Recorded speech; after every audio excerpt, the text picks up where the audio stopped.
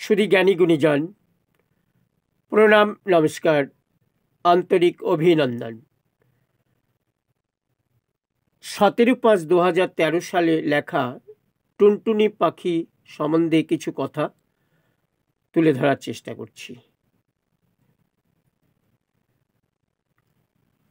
টুনটুনি পাখি চড়ুই থেকে ছোট, হালকা ধূসর রঙের পাখিটি ঠোঁট দিয়ে দুটি পাতা সেলাই করে বানায় তার বাসাটি।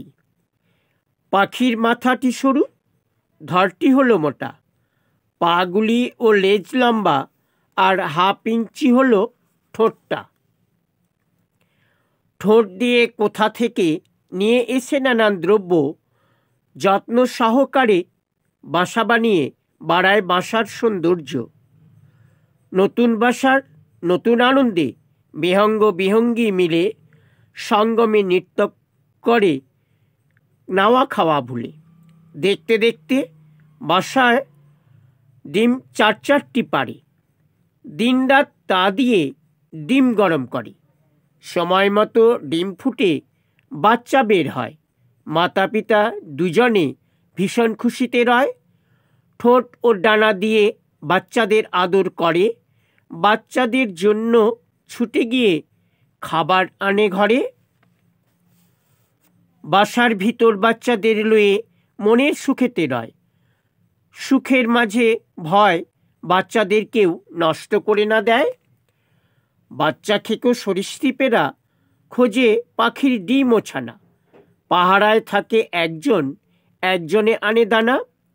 অনেক সময় দুজনে বাসা ছেড়ে খাবারের সন্ধানে যায়। সেই সুযোগে গেছো সাপেরা বাচ্চাদের নিয়ে পালায়। মাতা পিতার যত্ন ভালোবাসা আর স্নেহ আদরে দেখতে দেখতে ছানারা বড় হয়ে ওঠে বাসারও ভিতরে।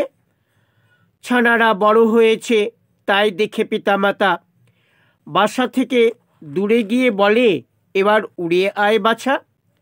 মা বাবার বারংবার ডাকে বাসার বাইরে এসে বাচ্চারা ডানা মেলে উড়ে গিয়ে একদিন হলো বাসা ছাড়া। নরনারী বাচ্চারা বাসা ছেড়ে গেল খোলা আকাশে।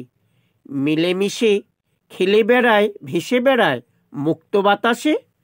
নতুন বাসা কবে কখন পুরনো হয়ে গেছে। বড় বাচ্চারা সঙ্গমের তরে নতুন বাসা বাঁধে গাছে। এমনিভাবেই প্রকৃতির সব প্রাণীরা নতুন বাসা তৈরি করে। বিধাতার অমোঘ নিয়মে একদিন সব ধূলিসাৎ হয়ে পড়ে। নমস্কার।